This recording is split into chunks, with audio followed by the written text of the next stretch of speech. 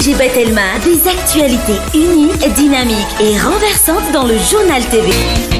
Coco Taïrai, des salam ronono ray very, cacao, coco, mofo divaina tapany, izay mitondra hery sy tasaka mandritra ny tontolo andro. Andramo fa tsara lavitra noho ny afo. Lolotranao ny fampalalam-baovao. Venez découvrir notre boutique des marques Antanmen. La boutique des marques Lolotranao ny fampalalam-baovao. Hitanao eny amin'ny mpivarotra rehetra mahazatra anao. Lolotranao ny fampalalam-baovao.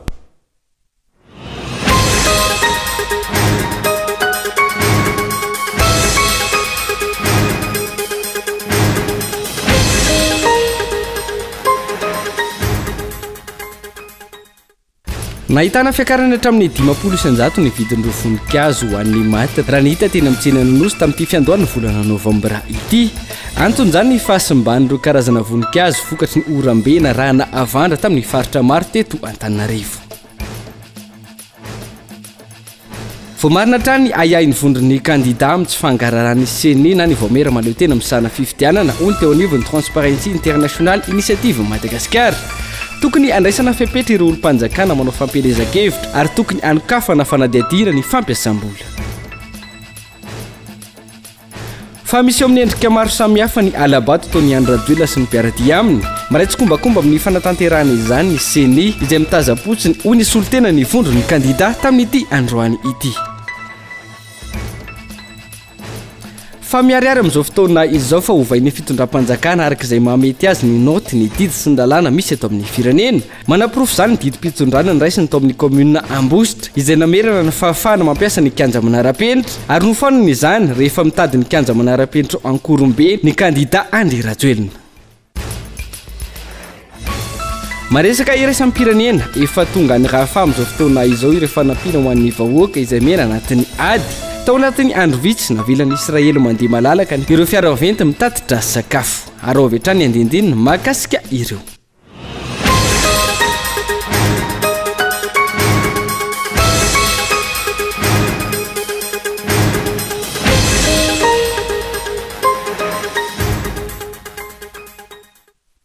Alarbi voalohany volana Novambra taona 2023 akafaliana hatrany tomboky lasy tongovavy no hitsitiany indray ny tokantranonao amin'ity ala ity tonga soa. Atao anaty fotoana ny fampalalam-baovao atena ny araba ary manasanao ihany koa anaraka izany. Avy hatrany dia niakon'izay fanamariana ny voalohany volana Novambra izay no ndeha anokafantsika ny fampalalam-baovao. Fianakaviana maro no manokana ny andro ny voalohany volana Novambra hanamafisana ny firaisakina. Ka natantiaka naterana voninkazo sy onana ary karakarana ny fahasan-drazana ao anatin'izay. Ankonana maro samihafa ihany koa no manararoatra mitady vola eny amin'ny fasana tahaka ny zavamisy tetsy Anjanahary toy ny isan-taona ny zavamisy tahaka izany. Ao anatin'izay fanadiovana sy ny fandokona ireo fasan'izay ilary nasolony. Araka ny fomba efa fanao ny avy, fianakaviana maro no tsy namela ny andron'ny voalohan'ny volana Novambra andalo fotsiny. Isan'izany ity fianakaviana ity. Fotoana motrina ny fianakaviana manontolo sy ahatsiarovana ireo avy fanody mandry ny andro androany ka ety amin'ny fahasan-drazana izy ireo no mifampitaona. Mametraka fehezam-boninkazo sy manararoatra mifampidinika mahakasika ny fiainam-pianakaviana hanamafisana indray ny firaisan-kina. Mahafinaritra aloha ary tena mampihetsi-po tanteraka marika mifankatiavana izao. Kamato voalohany eto voalohany indrindra mahatsiaro ny ray aman-dreny dia fanamafisana fihavanany rehetra hoe ao ndray mare be mipoirana dia famitona foana izay menakavy zany isa-tao loatra zao.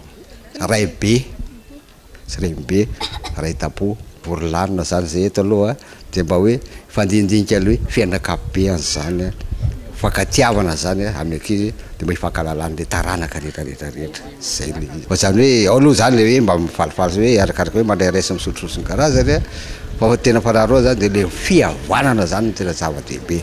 Fihavanana zany sy fahatsiarovana andreo hoe ray aman-dreny mipoirana zay le izy. Ao ihany koa ireo mametraka ny mahafotoana fanaovana adidy amin'ireo razana ny androny androany amin'ny alalan'ny fanadiovana sy fanavozana ny fasana. Zany fahatsiarovana foana zany adidy tsy maintsy atao isaky ny 1er Novambra ho an'ny razana fanadiovana sy fikarakarana ny fatorian'ny razana rehetrarehetra. Ifo zany efa fomba ny ainana efa hatramin'izay ny razana taloha isaky ny 1er novembre dia atao foana le adidy zay zany le izy ohatranareo zao ohatran'izy zao andro 1er novembre natokana andro tsy fiasana fikarakarana an'ity fatoriana ty sy ny famadihana aloha tsy misy fa ny 1er novembre fikarakarana. Ankonana maro hafa ihany koa no manararoatra mitady vola amin'ny alalan'ny fanampiana ireo tompom-pasana amin'ny fanadiovana sy ny fanavaozana ny fasana rehefa 2 novembre tahaka izao. Misy ireo fampiasa raikitra, misy ireo manao asan-tselika. Andenay zay eto dia misy ny mpiasa raikitra dia misy ny fanararotana. Fa zay zany zao efa manana patron manokana mihitsy dia patron anay diovinay. Fa raha ohatra misy olona fa dia manao ihany nareo? Manao ihany zay. Arakaraka le omen'ilay olona. Fa inona daholo ny karazana fanadiovana ataonareo? Misoroka, mamafa, mandoko. Betsaka fa 2 taona angamba zay tsy dia nisy. Raha ny arako aloha ny haiko dia efa manaraka ny finoana daholo ilay olona zany. Tsy teratany malagasy ihany, maro ihany koa ireo teratany vahiny mikarakara sy mametraka fehezam-boninkazo ety amin'ny fasana. Tome folona voamaraina tety Anjanahary androany. Panahitana fiakarana hatrany amin'ny 50 isanjato ny vidin'ireo voninkazo any maty raha ny hita teny amin'ny tsenan'Anosy tamin'ity voalohany volana novambra taona 2023 ity anton'izany.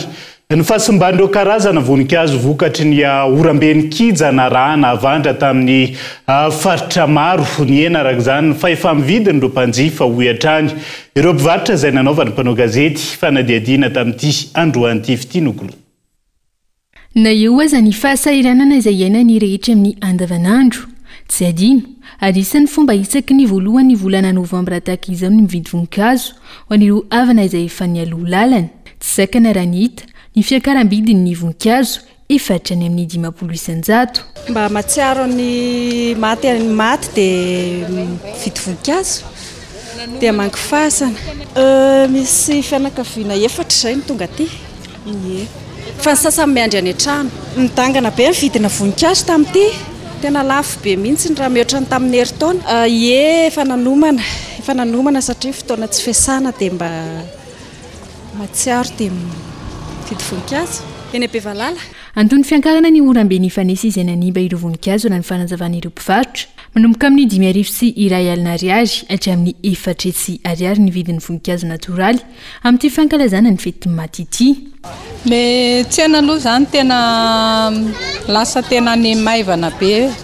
Tsy arakaraky ny taloha mihitsy. Efa tena neniena mihitsy izy zany. Nandritra ny teo ny 4 taona teo sa 10 taona zao tena lasa ny ena be ny tena.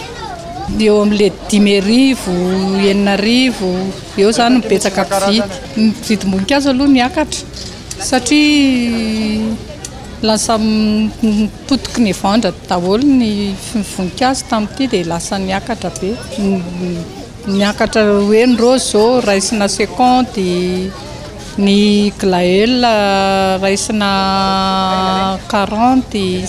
Raha amin'ny ankapobeny aloha dia arakaraka le fahefan'ny vidin'ilay olona ihany moa an'ilay izy. Fa amin'ny ankapobeny dia le somary moramora no jifain'ny olona amin'izao. Fa le lafolafo ohatran'ny tsy dia misy maka. Misy karazany foana vaovao mitonga. Fa tamin'ny taon-dasa tsy tamin'izao mitovy ihany, eo ihany le izy. Tsena aloha zany raha hoe mihoatra ny tamin'ny herintaona somary mikena kely aloha izy amin'izao le fa efa mividin'olona zany ao anatin'ilay izy somary maivamaivana. Amin'ny ankapobeny moa zany mbola rose zany zao no tena hoe be mpakafy. Bokiana rose zany tena betsaka paka amin'izao. Izy araka ny ataonao moa zany hoe premier novambra tsy maintsy mba mitombo kely amin'ny isan'andro zany hoe ny entana laina mba ahafahana manenjika an'izay zavatra kely mba ho vita.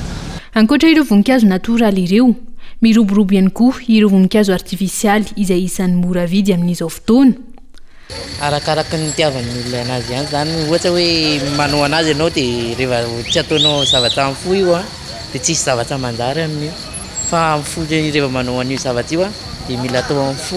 mirona kokoa any amin'ny artificiel zao ny olona amin'izao satria tsy haiko hoe inona zay ngamba mety tiavany olona anazy satria ny andro mafana naturel amin'izao tsy dia ela fa tsy dia mitazana firy mora malazo vetivety ny kely le kelikely zao izy 40 dia le lehibe izy 75 dia farafa lehibe any izy 175 ohatrany hoe be olona ihany tamin'ny marena fa ny afalian'ilay olona fotsiny hoe fahatsiarovana maty dia izay ho amin'ny androany efa nisy ny lamina manokana fa ny tsena natokana ho an'ny voninkazo alalaka ho an'ny mpanjifa amin'ny akabeny nefa nanginy izany hoy hatrany ireo mpivarotra dia tsy hanosy.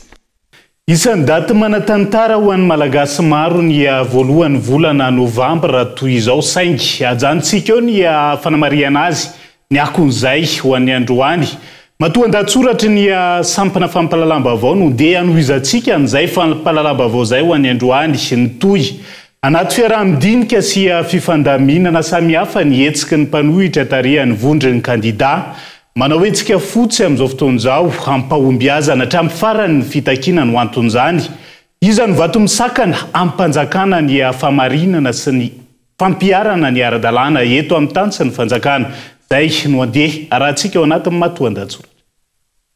Misy tsy tiany marina tsy tiany fanarahan-dalàna ary tsy mankasitraka raha rahamadio eto Madagasikara izany olona izany no tena matahotra fifidianana teanao raha maloto ao anaty fifidianana izy ka laviny ary sakana ny antany an-trany ny fitakiana ny anaovana asa madio tsy tia zavatra mazava fa anjakany aizina sy ny fikonokononana raha tsy manjary an-trany izany olona izany sy ny antokon'olona na vondron'olona miara-miasa sy manohana azy iza no sahiteny ankoatra ireo olona ireo fa tsy ilaina ny fifidianana madio izany nefa ny fototry ny fitakiany ny vondron'ny kandida manao hetsika fotsy ratsainga raha tsy misy tombo sy ala fa mitovy ny fitantanana ny mpifaninana ary izay tsy manana zom-pirenena malagasy tsy mahazo mirotsaka intsony maninona raha manara-dalàna ny ACC fa tsy miangatra na mitady ny irika rehetra azon'ny olona iray tombo ny ampandresena azy izay kandida ara-dalàna marina no tokony isafidianana ary tena fifidianana no atao fa tsy fifidianana tsy atao entam-barotra eny an-tsena ny fifidianana tsy indray andro na kilalaon-jaza sy fialam-boly ny raharaha-pirenena mahomby ny fanentanana isaky ny quartier eto Antananarivo sy ny manodidina manao ny manandrify azy manazava izany rehetra izany ny solotena ny vondron'ny kandida manao hetsika fotsy any amin'ny faritra rehetra any misy fiantraikany eo amin'ny asa sy ny fiariana samihafa eto amin'ny firenena ny tsy araky ny tokony ho izy eo amin'ny raharaha politika matsapa koa ireo mpiasa amin'ny alalan'ny syndika samihafa fa fotoana hitolomana zao anovana sy anatsarana ny tontolon'ny asa satria ataon'ny mpitondra fanjakana fitaovana politika hatrany ny mpiasa mpanjakana fitakiana fahadiovana daholo zany rehetra zany mampitovy tadin-dokanga amin'ny fitakiana ny asa madio sy anaty fanarahan-dalàna ny mpanao politika mpanohitra sy ny mpiasa olona anaty fanarahan-dalàna ara-dalàna marina ary madio no ilaina voafidy eo hoy izy ireo te hanana voka-pifidianana madio ary tena ekeny rehetra araka ny tena safidy marina ireo kandida ireo sy ny mpiasa-mpanjakana ary ny tsy miankana tsy osoka na teritery samihafa nampiasana fahefa-mpanjakana sy kolikoly ara-pifidianana no hitondrana ny firenena mandritra ny 5 taona ho avy tsy azo fitana intsony ny vahoaka malagasy misy ny dinika isan-karazany isan'ny tsokajiny atao ny vondron'ny kandida ampahomby hatramin'ny farany izao hetsika ataon'izao fionanatsy fivoriana iroa ary tena ny aino sy nitondra ny heviny ihany koa ireo olona na vondron'olona no hainona ireo nizotra araka ny tokony ho izy ny fionana samihafa satria misy fototra mazava ara-dalàna sy ara-drariny maro isy lahatra ny fitakiany vondron'ny kandida manao ny hetsika fotsy izy zany no tsy samiona tsy te hiaino ary azo lazaina fa vato misakana amin'ny dinika anatsarana ny fanavoazana ny politika eto Madagasikara iza no tsy mety milefitra amin'izao herim-bahoaka izao iza no mizeriziry amin'ny ampody izy toerana tsy mijery lavitra indrindra mety hivadika eo amin'ny toeran'ny mpanohitra indray izy ireny atsoatsy mihodikotina ny fiainana politika mila manaiky fa hifandimbiasana ny fitondrana ny firenena satria tanindrazana irahamanany ity raha tsy efa hoe tsy manana fo mitempo amin'ny firenena malagasy intsony satria voabaiko ny fananana zo-pirenena hafa tsy maintsy atao toy ny anak'Andriamaso ilay teny fandre matetika hoe ho amin'ny tombotsoa ambonin'ny firenena iantefan'izay ny mpanao politika ny miaramila zandary sy ny polisy indrindraindrindra ny vahoaka endry matoandatsoratry ny sampana fampalalamba avao zay fa voamarina tsy kelikely hatrany ny ayay ny avondry ny kandida amin'ny tsy fangaran'ny senina ny voamera malo tena amin'ny sahana ny fividianana hony teo anivon'ny transparency international taorian'ny fanadiadiny izay nataon'izy ireo tokony andraisana fepetra ireo olo-mpanjakana manao fampelezan-kevitra ary tokony anokafana fanadiadiana ihany koa ny fampiasam-bola amin'ny opapa natao mandritra ny fampelezan-kevitra ny elahy any avison nandritra ny tatitry ny fanadiadiana ny fampiasam-bola atao mandritra ny fampelezan-kevitra no nanambadrany teo anivon'ny transparency international initiative Madagascar fa manana ayay amin'ny seni na ny voametra maleo tena misana ny fividianana izy ireo voampirofo ihany koa ho izy ireo ny antony mahatonga ny avondro ny kandida manana ayay ary tsy matoky ny seni ary mitaky fividianana amadio sy mangarahary dia misy tao anatin'izany ohatra lazaiko aminareo hoe nahitanay hoe aive moa ny naizanaty zany dia tsy fahatokisana ny seni izay ambarany collectif des candidats sy ny mpanaramaso hafa avy eo amin'ny fiarahamonim-pirenena dia zahay koa tao anatin'ny fikarohana dia gaga ihany nahita hoe aive moa ny talepanatanteraka ny seni secrétaire exécutif ny seni Andriamatotsy Rakotondrasoa ohatra dia rahalahy ny solombavam-bahoaka Fetra Rakotondrasoa izay akaiky ny antoko freedom ny antoko freedom izay taritin-dramatola Latina Rakotondrazafy izay manohana ny kandida laharana fahatelo zavatra ohatran'izany zany mahatonga an'le aya ary tsapanay tokoa izay aya izay rehefa nahita n'io zavatra anankiray io zahay iantsona foana zany ny tompon'andraikitra rehetra hoe isika raha mitady an'le fahitsiana sy le famarinana ao anatin'ny fikarakarana fifidianana tokony ialana ny zavatra ohatr'izany satria izany atao hoe conflit d'intérêt. Hatreto tsy mbola fantatra mazava ny loharanom-bola ampiasain'ireo kandida amin'ny fampelezan-kevitra izay iantsona ny rafitra miady amin'ny kolikoly eto amin'ny firenena anao fanadiadiana. Mila andraisana fepetra ihany koa ny olo-mpanjakana manao fampelezan-kevitra. Eo amin'ilay hoe tsy fantatra ny loharanom-bola ampiasaina teo dia efa atao aloha zany ny antso amin'ireo tompon'andraikitra mahefa ao anatin'izay ao anatin'izany ny CCFVP na commission de contrôle du financement de la vie politique izay samy hitantsika hoe voaingana dia aingana no voatendry ireo mpikambana vaovao ao anatiny zany raha tenena hoe manaraka amin'ny zareo ihany koa ny oentimanana sasanatria toy ny tamin'ny 2024 hoe tsy manana oentimanana koa ilay rafitra ka tsy afaka miasa feno antsona ry zareo zany mba hanadiady mikasika an'ireo toy izay koa ny samy finina sy ny bianco sasanatria loharanom-bola mampiaya no ampiasain'ireo olona ireo manaraka an'izay dia fantatra ihany koa araka ilay lazaiko tao hoe misy ny fampiasana farafaharatsiny tsy tena hoe volam-panjakana satria mbola ao anatin'izay fanadiadiana izay fitaovana sy rafitra ary hita ihany koa ireo tompon'andraikitra samihafa izay mbola amperinasa nisy moa rehefa nametra-pialana zany dia efa izay ny azy fa misy ireo olona mbola amperinasa ihany koa mandeha manao fampelezan-kevitra miaraka amin'ny kandida sasany zavatra voararan'ny lalàna ihany koa zany dia renirehetra ireny zany mila jereva ny seni ihany koa sy ireo rafitra hafa izay tafiditra ao anatin'ny fikarakarana ny fifidianana ka asiana sazy arak'izay tokony ho izy ary sazy efa apetraky ny lalàna. Tsy mbola fantatra ho izy ireo ny mety ho toy ny raharaha eto amin'ny firenena na ny mety emora ny fividianana na tsy. Manoloana ireo tranga rehetra ireo miroso atrany amin'ny fanentanana ny olona mba tsy ho voavidy vola sy hivarotra ny safidy ny eo anivon'ny transparency international initiative Madagascar. Mpamseho amin'ny endriny maro ny alabato ataon'ny Andrajoelina sy ny mpiaradia azy amin'izao fotoan'izao. Miraitsy kombakomba amin'ny fanatanterahana izany eo anivon'ny seni izay mitaza-potsy nohony teo anivon'ny vondry ny kandida tranga izay mahatonga azy ireo ilaza fa feno osoka ary tsekena ny fividianana natao amboletra ny 9 volana Novambra ho avy izao honina say.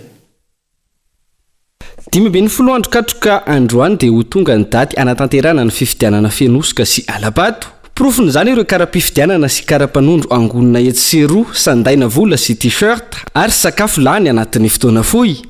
Araka ny lalàna manan-kera nefa entina hifidianana tokony ampiasana azy io amin'ny makarapifidianana azy fa tsy tahaka ny amporisia ny loko volomboasary ny olo-pirenena amin'izao izay endrika fampiasana vilana sy fampiasana diso ny taratasy mpanjakana. ankoatra io karaha-pifidianana doublon sy triplon maro ihany koa no eny ampilatanan'olona amin'izao fotoana izao. Zaho nahazo karte fifidianana telo vogny fidy zaho telo zegny karte fifidianana anazy amin'ny agnarana anaka aby ro karte fifidianana io. Ohatra nareo nagnamia karte fifidianana telo e karte fifidianana telo nahazo amin'ny agnarana anaka aby izy hoe vogny za hifidiny telo amin'ny karte fifidianana telo nahazo ty aminareo tondra nagnamia karte fifidianana telo. Tranga iray ity olona manana kara-pifidianana misa telo izany hoe afaka mandatsabato iny telo ity olom-pirenena ity ary tsy izy ihany fa maro ny tranga tahak'izao manerana ny nosy. Tsy lazaina ireo olona efa maty nefa mbola namoahana kara-pifidianana ihany. Araka izany nampiasana ny lisam-pifidianana entina ampandanina ny kandida mpanjakana miloko volomboasary. Ny fanindran-dalana tamin'io ny fanangonana ireo kara-panondro metoy amin'ny kara-pifidianana sy ny bilita tokana efa voasafidy sy ny sisa. Ity fifidianana atao botolo ity izay nisehoana alabato mialohan'ny fotoana fa tsy niandrasana androm-pifidianana hoy Baraina Auguste mpikambana eo anivo ny fondro ny kandida. Le alabato zao tena miova tsy am'le andro ny fifidianana ny alabato fa vita mialozany zao ny alabato miteo ataona zareo ty nisy zao besiboka de tsy zaraina zareo misy le carte raha mahafantatry na zareo fa tsy mpanoagna ny carte électorale tena tsy omeny sady mampitaotry koa ny maire misy fampitahorana tandrema anareo le prédateur igny koa ena atao fampitahorana koa izy igny satria nanombonomboka teto amin'ny arena teto nanovagna anazy io le hoe asony le olo de hoe oetiny kara-panondronareo oetiny kara-pifidianana anareo de alaigny sary de misy taratasy atao sonia de misy taratasy zany liste efa atao sonia de tamin'ny voalohany moa misy magnome vola igny fa zao moa fa lany koa le vola de tsy magnome vola fa andraso lany ndray président zay va omegny any anareo hoe omegny tosika fameno anareo omegny an'le vola an'le banque mondiale les filets de sécurité sociaux et de résilience igny 120 000 ariary megny an'igny daholo anareo de misy roi tagnara daholo mazo mameno carte ane zao ny président ny fokotany carte vierge carte directeur vierge misy liste regny koa zao de fenoagna la main fotsiny na misy olo managna anakiroa managna anankitelo samy mifidy amina toerany samby hafa aby maro karazany zany zao ny zavatra ataonary zareo amty alabato ty fa tena grave. Itombo ny hafanganam-pandehan'ireo mpanao osika amin'izao datim-pifidianan'izy ireo miamanakaiky izao ka anairana ny herivelona rehetra isanambaratongany ohatra ny fanazavana. Manaitra hatrany ny olom-pirenena, ny firaisamonim-pirenena, ny mpanao politika sy ireo fikambanana maro samihafa ary ny fianakaviam-be iraisampirenena amin'izao zava-misy izao ny fondron'ny kandida. Ny seny efa tsy maleo tena itsony fa miray petsapetsa sy miray tendro ho fampandanina ny kandida mpanjakana. Le faneriteregny fonctionnaire zao le ataosika fonctionnaire d'autorité ny draine ny chef sisco miretraretra io ne anagnanay dossier daholo io satria mandefa le char zareo avagny numéro ny tobile plaque rouge taloha zay nampideavy nampigeste ny PM navadiky plaque noire daholo izao entina manao propagande de misy zany le zavatra hoe azo tokony teny ny seni tokony miteny tsy miteny izy hitanareo regny zavatra nataony n'HC regny fa sy miteny ny senif de hoe manao anazy hoe magnano manginginy fotsiny satria izy complice izy miaraka amin'ny ministère ny intérieur moko ny tena manao ny zavatra de miaraka aminazy zany complice zany izy ny seni ka zahay de mandefa haso enareo président ny fokotany enareo maire anareo délégué tandreo sotratro farany eo misy fifaragnany ty zavatra ty basha ty fikavagna ane zany de arangaranga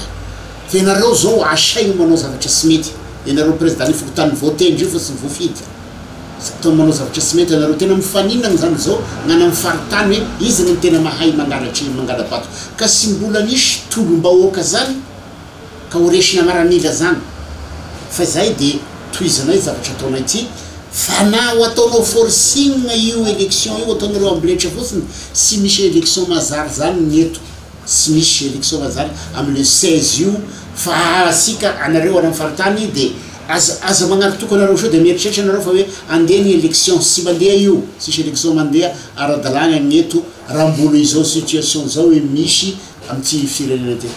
ho tsarain'ny tantara ny seni amin'izao kisarisary-pifidianana ka saina ho tanterahana eto amin'ny firenenany fa 12 novambra izao ho iatran ny faneho-kevitry baraina auguste ny zava-misy ankehitriny izay tao efa tsy fifidianana intsony fa fividianana tsotro zao ho iatran ny mpanao politika vidina ny olo-pirenena sandaina vola t-shirt sy sakafo ny safidin'ny vahoaka ary arotina ny fahasahiranan'ny malagasy izay nampahatraina nandritra ny 10 taona fifidianana filoham-pirenena nefa no resaketo olona hitantana mandritra ny 10 taona ka tsy ekena atao kilalao sy anatina alatra sy osika tahaka izao io no isan'ny antom-pijoroany ireo vondron'ny kandida sy hijoroany hatramin'ny farany ho fametrahana fitsipidalao mazava sy tokotany-pifidianana madio tsara tsy mitanila fa mijoro amin'ny fahamarinana sy ny lalàna mba hisiny ny fifidianana madio sy mangarahara tokoa ka izay vokatra ivoaka amin'izay mba ho eken'ny rehetra ho filoham-pirenena voafidim-bahoaka marina ka afaka ampiatra ny vina sy ny politika mpampandrosoany tokoa satria nofinidiny vahoaka maro anisa mazava ny tanjona ary tsampody koa hoy ny vondron'ny kandida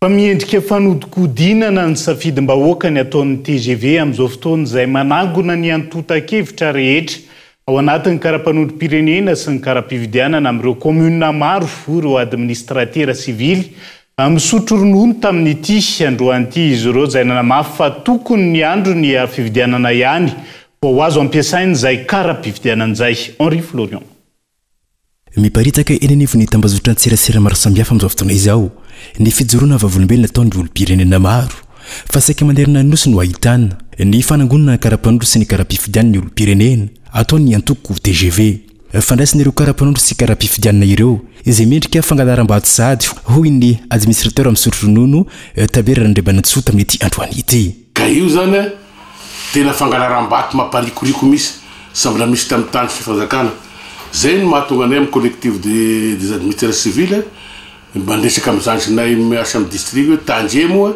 fa animba ny firenena asika io zavatra zao ary zay vao tena mitombona ny fangatahany ny candidat hoe diova aloha ny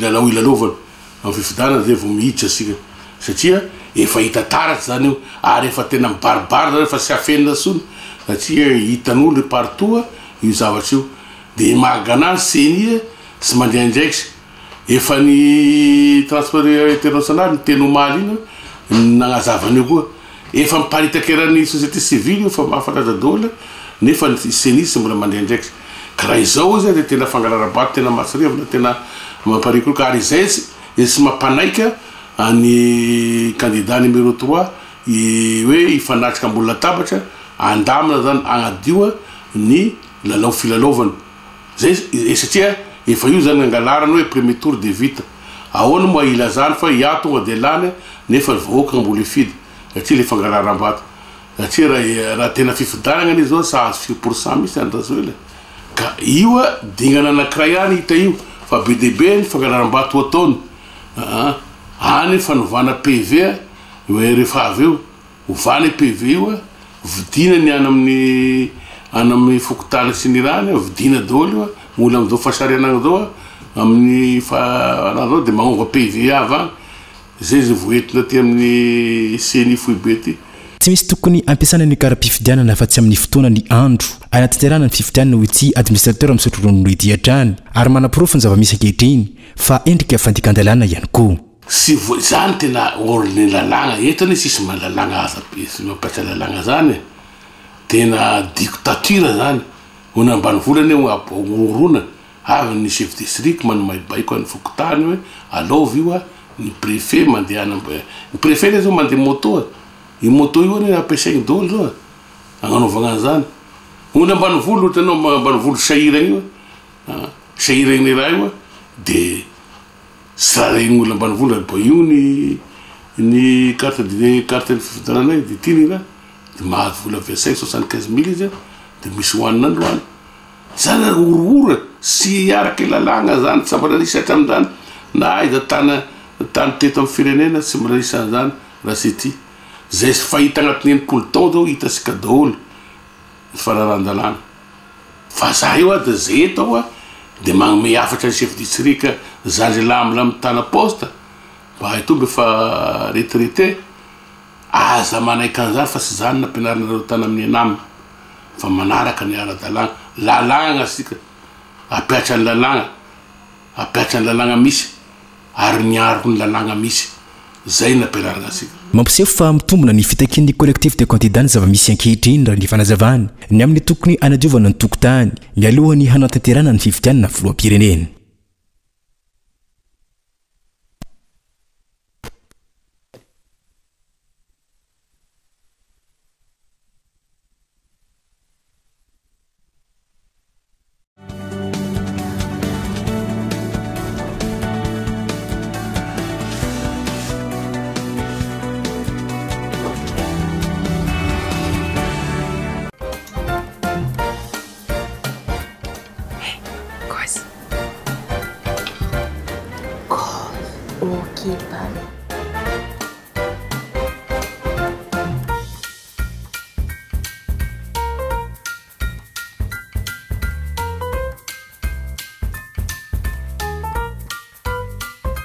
Vaovao vidio amin'ny amvola ihany tolotra amikaiky amin'ny vidiny 4000 ariary. Misy appel 10 minitra sy 1 giga internet.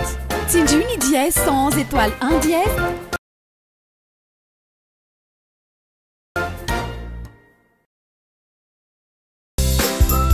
Maika lava ve ianao? Tsy manam-potoana hikarakarana sakafo matetika? Rizami, solondaoka, mafilotra tsy misy ohatr'izany, tonga dia vonona.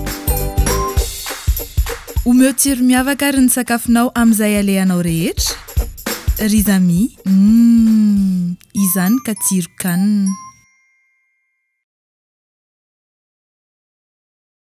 Recherchez-vous l'élégance, le prestige et le style inimitable? La boutique des marques vous attend. Nous vous proposons une large gamme de marques de sacs, chaussures et divers accessoires pour satisfaire votre style. Adidas, Fossil, Lacoste, Lancel, Michael Kors, Nike, Tommy et d'autres marques les plus appréciées. Venez découvrir notre boutique des marques en Tanmen. Téléphone 034 81 978 01. La boutique des marques vous attend.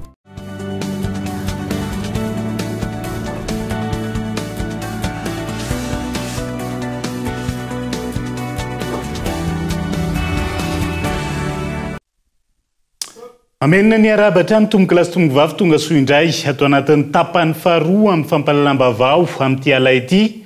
Isantarantsika izay miariary amin'izao fotoana fa hovaovain'ny fitondram-panjakana arak'izay mahamety azy ny naoty ndidy sy ny lalàna misy eto amin'ny firenena ankehitriny. Voaporofo izany mahakasika ny didy mpitondrana ny 9 oktobra 2024 navoaka ny commune Ambonivohitry Ambositra. Raha ny voalaza mazava nandritra izany fa tsy azo ampiasain'ny rehetra ankoatra ny hetsika ara-panatanjahantena ny kianja manara-penitra ao Akorombe. Namoaka didy nanafoana io indray ny commune ny 9 oktobra nafahany Andro Rajoelina nanatanteraka fampelezan-kevitra tany antoerana tamin'ity androan'ity. Mitoetra ny fampisehoan'ny fitondram-panjakana ny fifehezan'izy ireo ny naoty, ny didy sy ny lalàna misy eto amin'ny firenena. Raha ny zava-misy ankehitriny, voaporofo tanteraka izao fa ny fanjakana Fohibe izay mbola eo ambany fifehezan'ny Andro Rajoelina tanteraka ny manao ny mangatsiaka sy mafana amin'izay resaka fampiaran-dalàna izay. Santionany amin'tranga miteraka resabe ny fampelezan-kevitra nataony Andro Rajoelina atao amin'ny kianjana Akorombe Ambositra androany voalohany volana Novambra. Raha ny didy mpitondrana navoaka ny commune ny 9 oktobra 2024. Mazava ny voalaza fa tsy azo ny rehetra ataony mampiasa ny kianja manara-penitra ao Akorombe amin'ny hetsika isan-karazany ankoatra ny sehatra ny fanatanjahantena, indrindra ny baolina kitra. Nanaitra ny maro ankila ny fanamoaka didy mpitondrana manafoana io didy mpitondrana io indray ny filohan'ny delegasiona manokany commune Ambonivohitra Ambositra ny 9 oktobra 2024. Tranga izay nosokajiny maro fomba fiasa Jiloamboto anatrarana ny tanjona arak'izay mamety azy. Ka rehefa gouvernora ny maire-Ambositra dia nitendrena ny PDS hitatana ny tanàn'Ambositra. Tamin'ny fotoana iray volana lasa nisy noty napetraky ny commune urbaine Ambosa ary tenina voaka hoe tsy azo anaovana zavatra hafa ankoatra ny fanatanjahantena ny kianja manara-penitra. Dia natao laza division io tamin'ny tambazotra serasera maro samihafa. Anefa kosa rehefa vita Ambosa Andriamatoa Rajoelina dia maly no navoaka indray ny fanapahan-kevitra miandry ide tsy azo anaovana ankoatra ny fanatanjahantena ny kianja manara-penitra satria eo amin'ny toeran'io no andraisana ny filoha Andry Rajoelina koa. Arak'izany izay aty dia mahita fa tena tsy aty anivony national aty amin'ny ACCR ihany no itsaky tsana lalàna nano ataony Roambota fa atraty fotony atraty amin'ny commune urbaine Ambosa araka izao zavatra misy izao. Raha ny voalaza anatin'ireo 94 voarakitra anatin'ity didim-panjakana ity ho fanomezan-danja ny fiainam-pirenena sy ho fanomezana fahafaham-pon'ny vahoaka malagasy.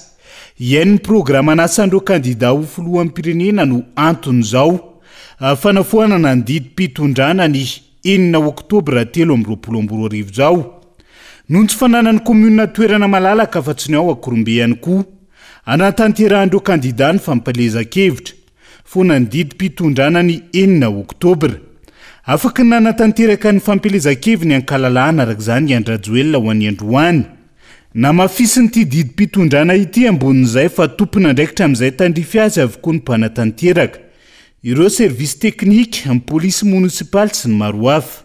Mazava arak'izany zao fa tsy azo didy tsy hita ny fifihezan'ny fitondrana foibe izay mbola eo ampilatanan'ny Andry Rajoelina hatramin'ireo tompona ndraikitra eny anivon'ireo vondrom-bahoaka patra itsinja rapa-efana. Ireto faran'izay tsy nivina fa notambazana moto sy ny maro hafa ary norahonana tsy maintsy nanatrika ny kongresy ny TGV taty Andrenivohitra volana vitsilazay ka izao tsy afa manoatra manoloana ny tsindry isan'ny tokon'izao. Raha tsy hivina tafiditra anatin'ny tolon'ireo kandida mivondrina anatin'ny kolektif ny fametrahana amin'ny toerany lanja sy ny andraikitra ireo tompona ndraiky mpanjakana eny fotony isian'ny tena fampandroana marina miaingy eny fotony ho an'ny firenena.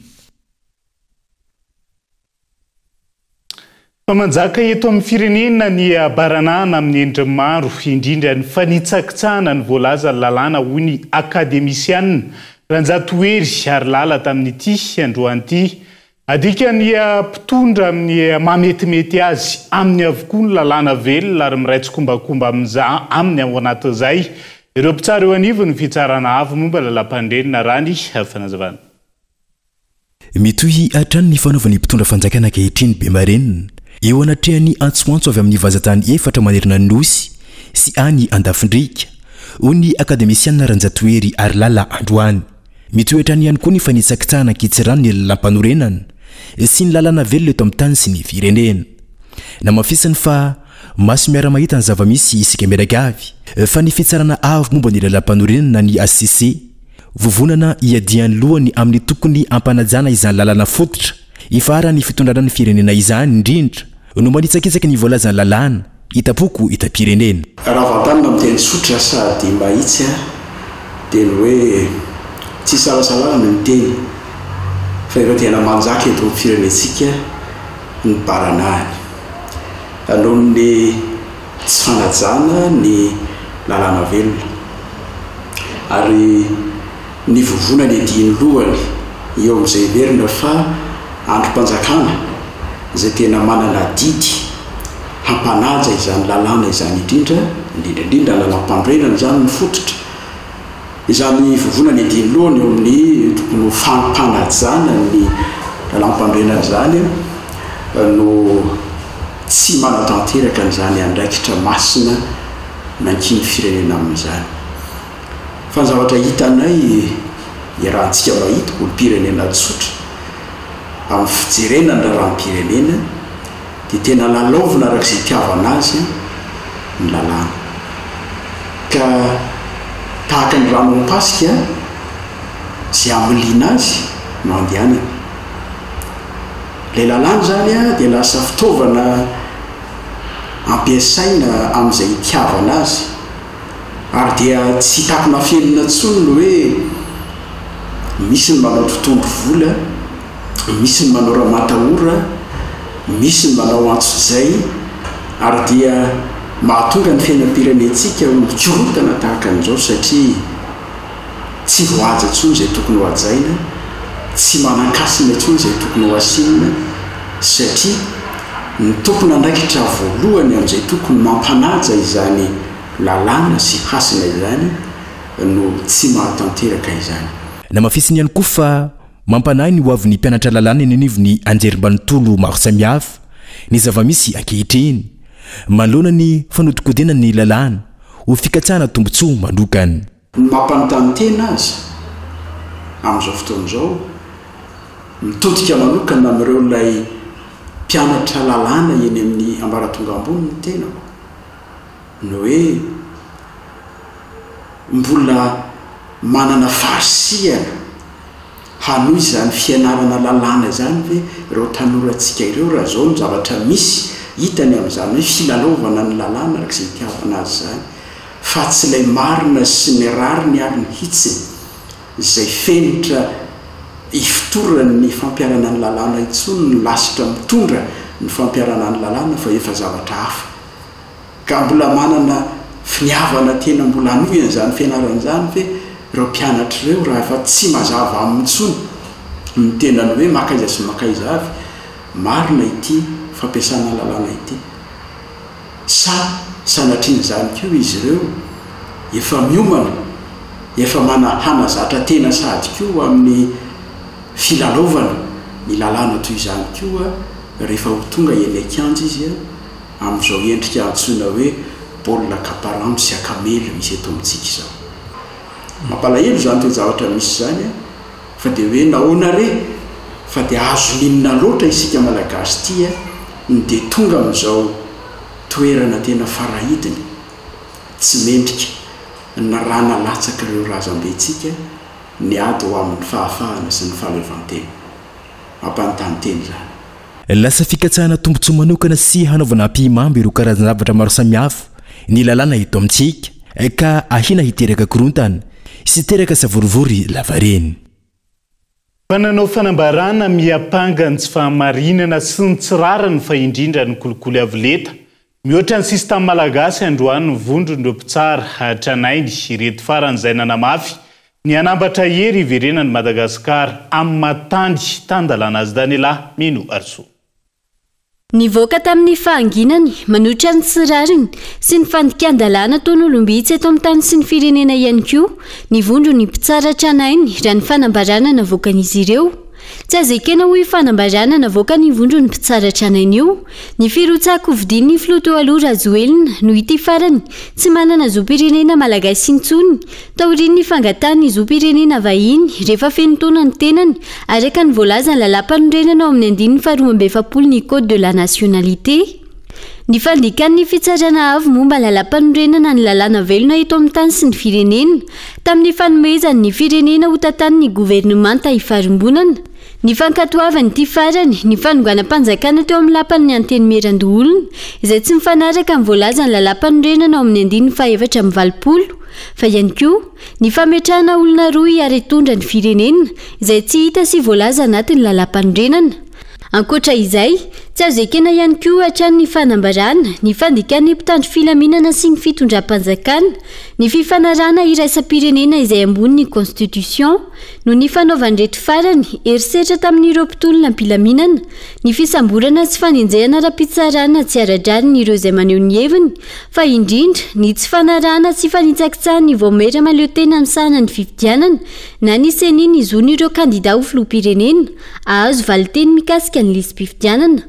Iverenany Madagasikara amin'ny matany-tandalana azy manoloana izany, na namafy ny anambatra hery ireto vondro ny mpitsara tranainy ireto. Vondrana mamaritra ny fikatona ny asa fanjonoana ho an'ny fatra loatra mangoro ireo mpivelona amin'ny fanjonoana sy mivarotra izany ao Ambatondrazaka no ny fahasahiranana mianjady azy ireo amin'izao fotoana izao 20 andro aty aorian'ny voandidy mbola manony asandro mpanjonjo mivatra ary nanamafy fa tsy anaika hatramin'ny faran'ny fampiatoana azy ireo amin'njony sy ny fivarotana trondro. Ilary Nasoneny.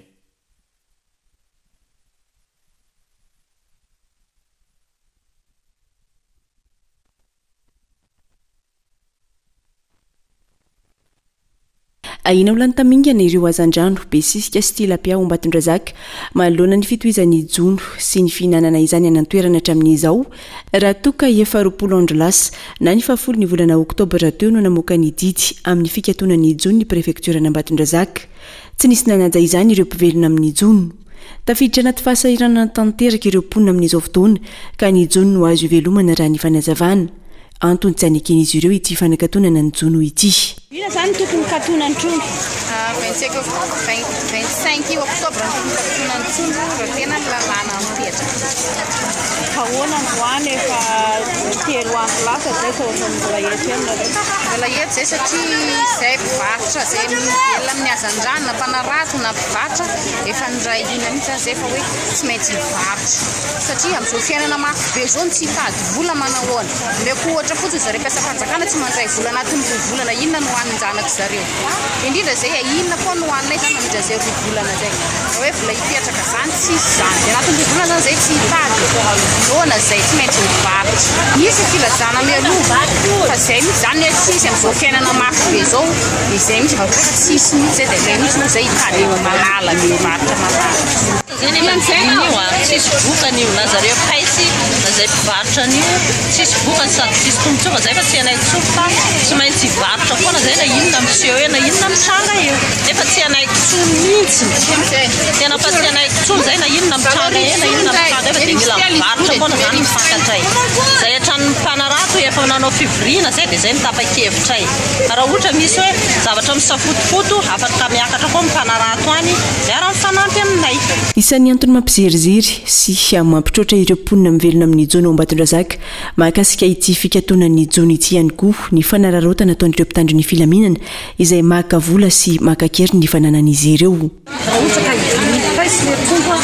Dia tsy mba mipaisy ny azanao fa polisy tonga loaka io angalana very sy telo alina ny mpanao PR any amin'ny lalana miana mantenena varatra iny alaina besisy alaina lapiabola mampivola zavatra tena mampalelo anay nefa zarazara raha mahazo zay na raha ialina miloka io tsy maintsy mienanjare satria raha fa tsy mienjare zany le tsy mamy vola zany dia tena tonga le loka dia efa fikirinjare le loka mivatsy arina mihitsy avakely dorare mba fidiarina mba sifanany le loka arina vombola tsisy arina vombola tsisy milona tonga dia alaina fotsiny amin'izao matoa izy maka io arina io anangolany le loka eo amin'ny fanaovana PR reo fa zay mihitsy zany tera zatra mampalahelo anay raha vao midy ranolo dia ny polisy mijoky araka amin'io antona vindrato vai tsisy io rano telo tsatsyzay ny sasa fa misitsika any amin'ny makatra malama maina ny sasa enjena skoter tena zay zany tena zatra tena mampalahelo amin'le vindrano.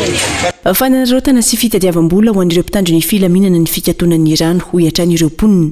Ny vondrona noho izany izy ireo ny mpanarato, ny mpiantoka ary ireo mpivarotra trondro fa tsy anaiky hatramin'ny farany fikatoanan'ny jono. Tsy ny fanoherana ny fanararaotany mpitandro ny filaminana ihany fa amin'ny maha asa fivelomana izany ho azy ireo ihany koa. Pamivenina mirongatra ny tsy fandriam-pahalemana amin'ny faritra maro amin'izao fotoana izao tsy ampy ihany koa ny isa mpitandro ny filaminana any amin'ny tontolo ambanivohitra ka mahasatotra ny ady atao amin'izay trangana asandalo sy trangana tsy fandriam-pahalemana maro samihafa izay Daniela Mino Arso. Miverina ary mirongatra indray ny tsy fandriam-pahalemana eto Madagasikara amin'izao fotoana vakitrano sy tomahery ho any an-drenivohitra ary asandalo sy fakana-keriny ho an'ny tontolo ambanivohitra ny avovondrozy ohatra ny trangana asandalo ny 17 oktobra lasa teo tratra ny mpanaradia ny omby miisa 3 sy ndalo iray resotory rehefa nentina hiazo ny brigade ny gendarmerie ny faneritra tamin'ireo dahalo namany teny an-dalana raikitra ny fifampitifirana teo amin'ny rotota ny ezaka nitsoka ile dahalo tratra ka voatifitra ary namony ainy dahalo iray ihany koa no namony ainy atafaverina ny omby miisa 10 tao dabotoka fokotany sy commune Bemarivo distrika Ambatomainty ho an'ny tao ankily Masoa distrika Antsalova omby miisa 410 sy basy iray no azo ny mpitandro filaminana sy ireo mpanaradia tafaverina tamin'ny tompony ireo omby ireo na izany angatananao ny asany araka ny tokony ho izy ireo mpitandro filaminana iadina amin'ny asan-dahalo sy ampilaminana ny fiarahamonina tany amin'ny kivony ankilimasoa dia reto natratraranao omby 4 reto miaraka amin'le basy anankiray omby nalatra izy io fa takatofotonao laha maromaro fa na mifankarandia tany amin'ny kizy dia izao ny résultat sy manakolazaina firy fa niasa mbola itoy patrouille ny miaramila zay tareny ajansefo lehibe nitafika atao an-tsalova dia niaraka amin'ny tenako nanao fisafoaka izy io tany ankilimasoa ka nahitana omby halatra misy 710 sy basy ray hazo no niazo tany ankilimasoa dia eto efa tafaverina amin'ny tompony moa zany reto omby zay misy 710 reto sady le basy efa naverina tany amin'ny tompony ka raha ohatra ka zany mitohy ny fomba fiasan'ireo miaramila aty amin'ny distrikna Antsalova dia mety mino zay fa handry tanteraka ty distrikna Antsalova ty zany raha izao ny mitohy zany iangaviana zany zay mpitandro filaminana rehetra fa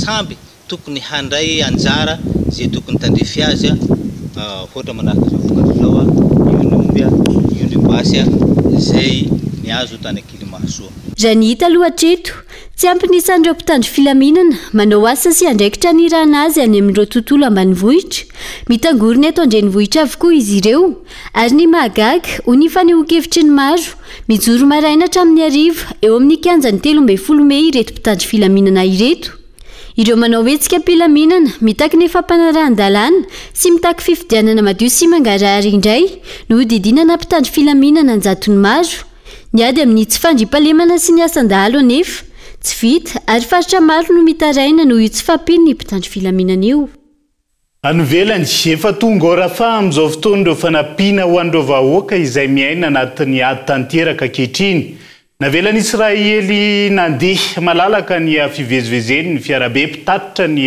fanampiana tao anatin'ny andro vitsy izay na izany na zany tsy ampy veloman'ireo olona treto ny fanampiana tonga any an-toerana amin'izao fotoan'izao Ankavitsina ireo fanampiana tonga ao Rafa hatramin'ny nanomboan'ny ady tany an-toerana ny 7 Oktobra lasa teo. Tao anatin'ny 2 andro izay navelan'ny Israely nandeha malalaka ny fivezivezen'ny camion mitatitra fanampiana ho an'ireo olona.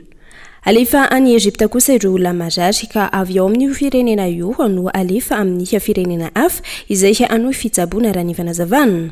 Saika ao Rafa avokoa no mialoka ireo olona rehetra. Na izany aza misy antry ny hadatroka bomba mahazo ireo olona ireo. Misy atrantry ny fandefasana ireo olona any amin'ny afaritra atsimo. Na izany aza tsy misy fiarovana ireo vahoaka ireo na aiza na aiza alen'izy ireo. Nambaran'ny vondrona Europeana fa fasana ho an'ny ankisy anarivony maro ny any an-toerana amin'izao. Manoloana ny ady izay mitranga any an-toerana. Nambaran'ireo fikambanana hafa fa tsy ampy ny fanampiana omenareo olona izay ampitaina amin'ny alalan'ny camion. Raha isanjato ny fanampiana azo ny kazaha amin'ny andro tsotra ny tonga any an-toerana amin'izao fotoana izao raha ny fanazavana hatrany ka mangataka ny hanampiana izany izy ireo. Israely izay manao ny fanakanana tsy hatongavany fanampiana sy ny solika any an-toerana raha ny fanazavana. Fitaovana izay ilaina amin'ny fampidonana ny hôpitaly sy ny maro hafa. Mifaran'eto indray ny fiarahantsika ho an'ny androany aiza na aiza misy anao ankasitrahana ny fanarahanao ny fampalalam-baovao tao anatin'izay 4:10 minitra ny tondrana ny fampalalam-baovao zay.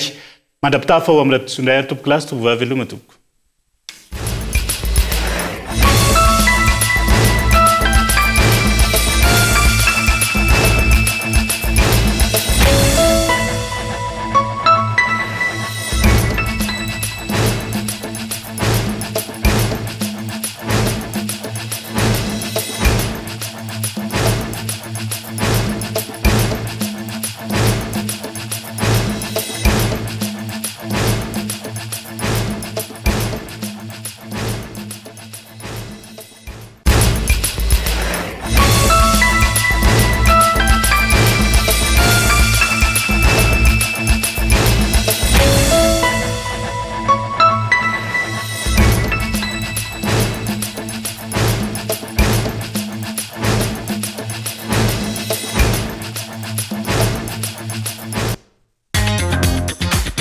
Hitanao eny amin'ny mpivarotra rehetra mahazatra anao.